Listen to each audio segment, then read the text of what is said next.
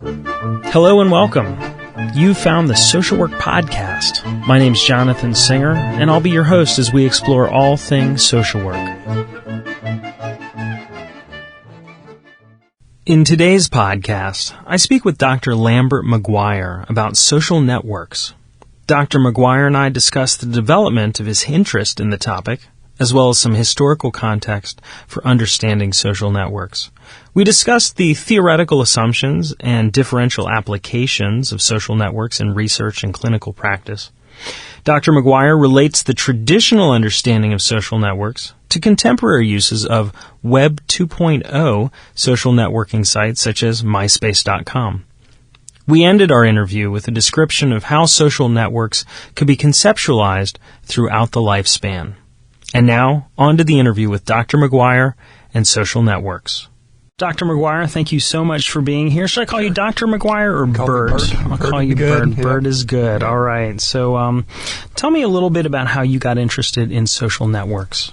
Okay, I think my earliest work in an undergraduate school, I had a lot of psychoanalytic sort of background and training.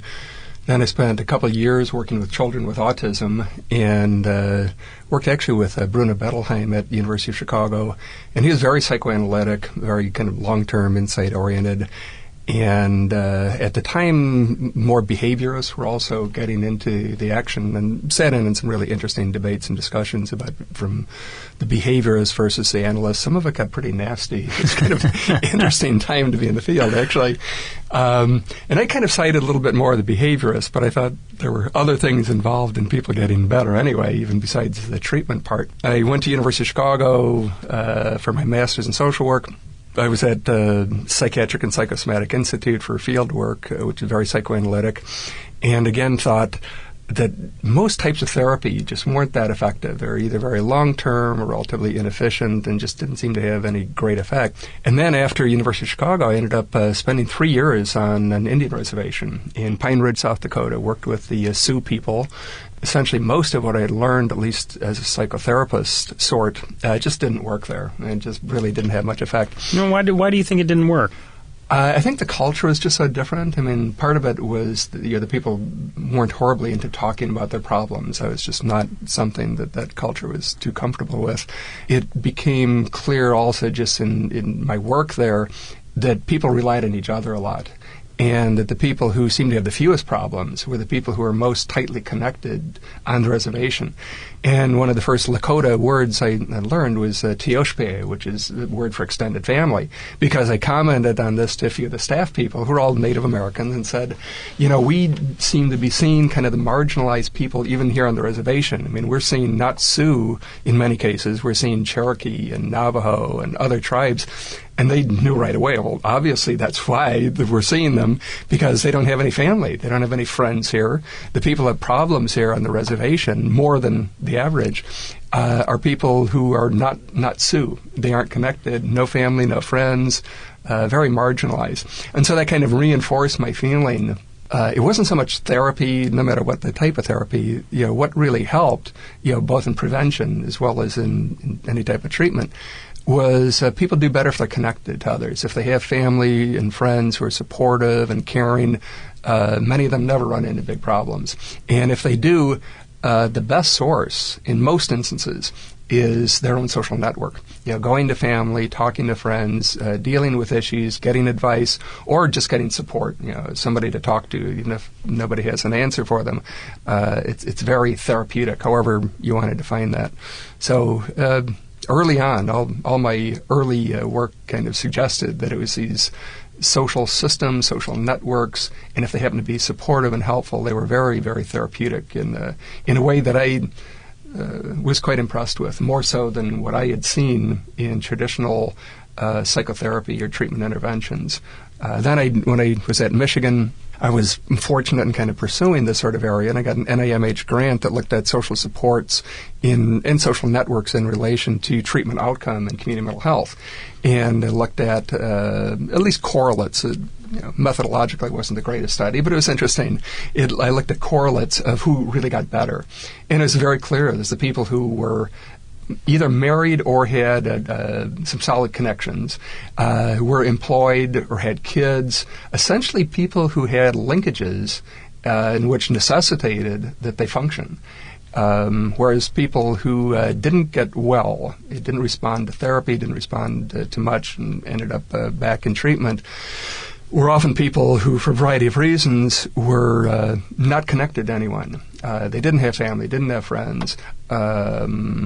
Whatever types of intervention was involved didn't connect them to people, and they didn't function very well. I was wondering if you could define for us, what are social networks? Well, at least usually in social work and most social science, when people talk about a social network, they're referring to some way of analyzing or understanding or describing patterns of influence among people. Who's connected to whom, what the linkages are, how they are connected, what these linkages do, what direction are they, in other words, are they helpful, are they harmful?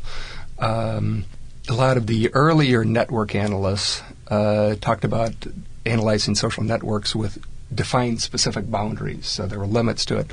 But one of the things that's happened, I think, in more recent years with kind of web-based sites has been that they're almost limitless types of networks. They go on, and you can have a lot of people who influence a lot of other people. Yeah, I know that on MySpace, for example, you can have one person with 17,000 people are in your social network. Right. And it's just interesting, though, because from a historical perspective, I think one of the reasons that even the term, or at least the way you analyze networks, has changed is because a lot of the early people, people like Barnes and Bott and Mitchell, who were mostly anthropologists, just the methodology was such that you had to kind of define a limited boundary and limited number of people. And so a lot of that research would be anywhere from 3 to 25 people, and they would do nice measures of a distance and patterns of influence among a very clearly defined set. But I think we're seeing, again, kind of some different understandings, or at least ways of looking at broader social networks now. And that's changed over some period of time. Even the understanding of the effects, earlier research, the very earliest stuff in mental health area used to be pretty clear counts of how many people you knew, and that was, in fact, pretty correlated with level of psychopathology. So they always knew that schizophrenics, for instance, almost invariably only had 1 or 2 people in their social network. And people who are high functioning would have 15 or 20 or 25 or so. But now we know that it's not just the quantity, it's also the quality. So we have methodologically much more rigorous ways of understanding the quality of these networks and understanding how more precisely people help. It's not purely a function of the number of people you know, because also, frankly, a lot of networks are negative. So it's not just being connected to a lot of people. Drug addicts may have large social networks, but many of the people in the social network are certainly not helpful. I know that when I worked in child and adolescent services, it was very common to have a child on probation. And one of the terms of probation was that they were not to interact with what they called negative peers. Yeah, that makes a lot of sense. One of the things I always do clinically is get people to draw up their social networks. And one of the things that often comes up is the fact that, some people are helpful, they're positive, and some people are really negative. So we invariably do that, especially in drug and alcohol, other certain behaviors that you really want to, minimize or distinguish altogether. You'll often find that the people they associate with, behaviorists would say they kind of precede certain behaviors. So the pedophile will hang around a playground or hang around a school setting, so you make it very clear they are not to go to those particular sorts of areas. So you'd have people change their behavior based on where they might meet people in the social network. Obviously, a person who's an alcoholic shouldn't be going into a bar because they relate and they interact with people who are drinking, and that's a negative influence. So, we talk a lot. It's very helpful clinically to get people to understand the patterns of influence of the people with whom they interact. So it sounds like there's an understanding of social networks that might be different in research than in clinical practice. Definitely. As a researcher, you tend to have certain predefined sets of questions. If it's more qualitative, you obviously have an opportunity to vary that quite a bit.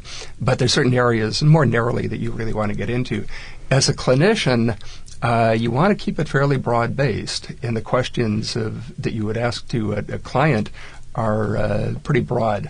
So, for instance, when I'm doing clinical work, I don't ask, for instance, many depressed people initially, how big is their network, how many people do they relate to, how are they? Because almost any depressed person will tell you they have no friends, no family, nobody likes them, nobody cares about them. They are very isolated, which has some grain of truth, because symptomatically what happens with a lot of depressed people is they do isolate, or because of their symptoms they become isolated. Same with schizophrenics and many others. But what I try to do in clinical work is I do prime people, and I would never do that in research. As a researcher, I'd straightforward ask questions, but as a clinician, I would spend several sessions talking with them about who they interact with, who are their friends, what do they talk about with this particular friend or this particular family member. Is that person helpful? So we spend a fair amount of time talking about that, and then along about the fourth or fifth or sixth session, then I ask them to draw a very simple diagram. And the typical diagram I've used, that I've written up in a few books, has been just basically 3 concentric circles with the person's name in the middle, and broken in usually 3 or 4 different wedges. So you have one wedge is the family, one is friends, and the third wedge might be everybody else or others. And you have a very graphic spatial representation within these 3 concentric circles. So you tell people to write in the closest circle who are the family members who are closest to them, and then in the wedge for friends, who are the friends who are closest to them, and then who are the others who are closest to them. And it might be a therapist, it might be a social worker, clergyman, whomever. But they then will write down 1 or 2 or 5, 10 people within the close circle. And then people a little bit more distant will be in the outer circle. So those are people that they might associate with but don't necessarily consider very close friends. And so you end up, after several discussions, with a pretty clear graphic representation and picture, literally a picture, a graph anyway, of exactly who they know. And it might be 3 people, it might be 20 people. And then you can spend some degree of time talking with them afterwards, and they almost invariably do, several sessions. Then, tell me about this person. Do you call them or do they call you? What do you talk about? How do they help? Do you feel better after you've talked to this person? Do you feel worse after you've talked to this person? And you get highly varied instances. Some people might call their mother, and after talking with their mother, they feel much better. Some might feel suicidal afterwards. So we talk, do you think it's a good idea to call your mother after this has happened? Or call this guy you used to drink with. Do you think it's a good idea to talk with this person if you're feeling tempted to drink again? So it's very practical, very, very therapeutic. I've been surprised at how very helpful this stuff is. Because also, again, the same depressed person who initially will tell you, nobody likes them, nobody cares about them, after you've drawn this diagram, and maybe you can almost reference back to some earlier discussions, when they say, gee, when we talked initially, it sounded like nobody liked you. You indicated, you told me that nobody cared, nobody called you, but now we've talked some about your friends, and it appears that you've got 3 people who've called you 3 times in the last 2 weeks, but you didn't respond to them. You didn't call them back. So, maybe we should talk a little bit about that. You've indicated to me that you feel very isolated, nobody cares, but according to this diagram, and as we've talked about the diagram of your network, it's pretty obvious that maybe you have something to do with why you're so alone. And you're telling me on the one hand that you don't want to be alone, you'd like friends, you'd like to have people to talk to, but then according to what you've just indicated in this network diagram, you aren't following up on that. There's an inconsistency here. So let's try to understand that better. Do you need to do something different? Do you need to make these connections yourself? So it sounds like there are differences in the way social networks are used in research and in clinical practice. In research, it sounds like there are many more constraints placed on gathering information about social networks, and that would make sense because you don't want to bias the respondents and you want to gather that information. But then in a clinical setting, you're using it both as an assessment piece, but also you're using that then in your intervention. And so there's general, more broad questions, but there's also this sense of, okay, now that I have this information, I can really target it to make sure that I'm helping this person with whatever symptomology they're presenting with, whether it be substance abuse or depression or things like that. Yeah, that's absolutely right. Yeah, okay. Very definitely different use of these sorts of areas. And as a researcher, you often want to go more into depth in ideas that you have. You want to find out more of their utilization of community resources, for instance, or the patterns within their marriage, for instance. As a clinician, you really want to follow up on the direction that the client or patient is going in, and ask questions pertinent to their communication and patterns of influence with whomever they bring up.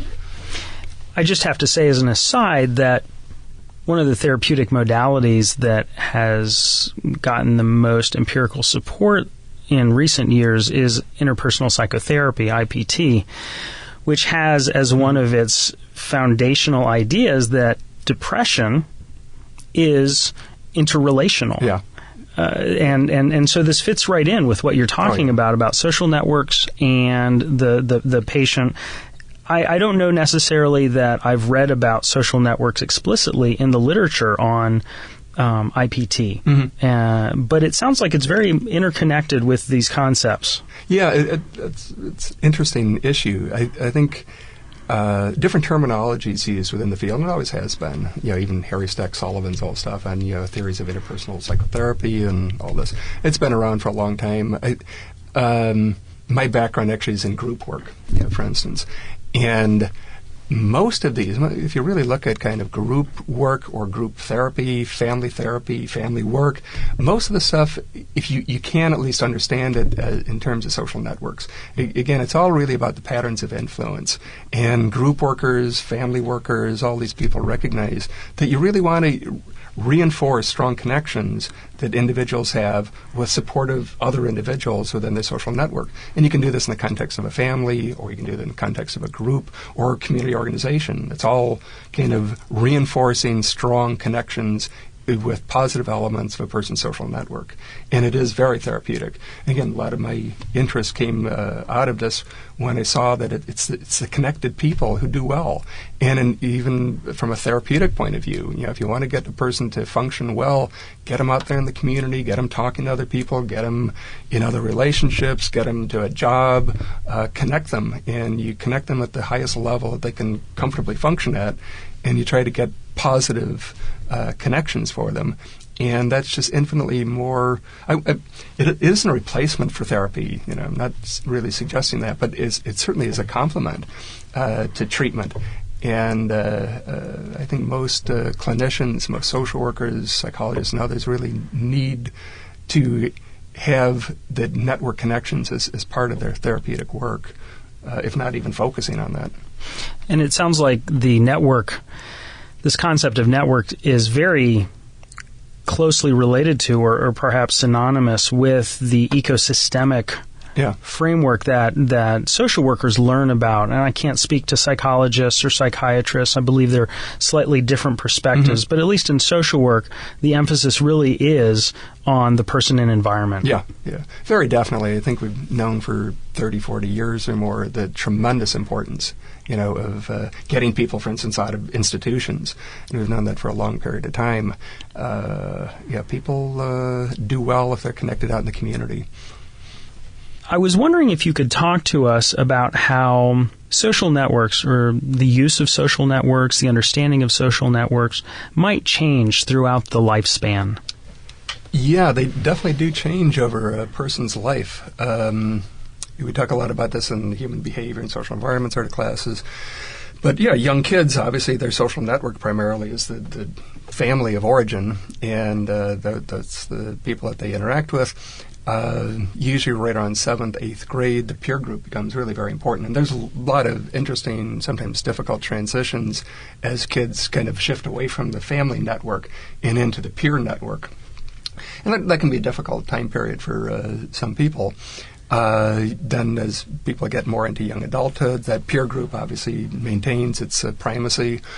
Then if, for instance, some proportion of the population gets married, for instance, it's kind of an interesting phenomenon. We often find married couples have other married couples as friends, and that further gets divided with kids, which you'll find out soon enough.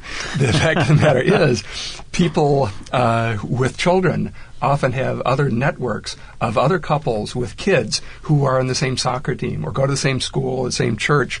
And it's really, again, kind of an interesting phenomenon because people will cater and people will bond with people who have, other interests and other common factors, social factors, for instance. As a funny example, most people really are not interested in toilet training and talking about it. However, young parents, mothers or fathers who are going through toilet training with their kids will, oddly enough, have interesting to them discussions with other people, and they can bond around strange issues like this, which are totally lacking in interest to most other people. But that's the kind of phenomenon you have. People connect on the basis of common interests. Without digressing too much, for instance, we know very tight bonds, by the way, are made with people who have been through traumas together. So a lot of research has been done and a lot of interesting things have been found about people guys who've been in the service together and have been through combat, who have nothing in common whatsoever other than the fact of having gone through a combat situation together. And even though they come from different parts of the country and different races and nationalities and everything else, they'll become tight friends based on that trauma. Slightly related one, I remember running a group some years ago of recently divorced people. And again, it was quite a heterogeneous group in most respects, except all of them had just gone through divorce, and they bonded very quickly. It's the kind of group where you don't have to say anything. You get them together and say, this is a group of recently divorced people, and they take it from there. And they're very angry, tight connections, close social networks. It's really fascinating.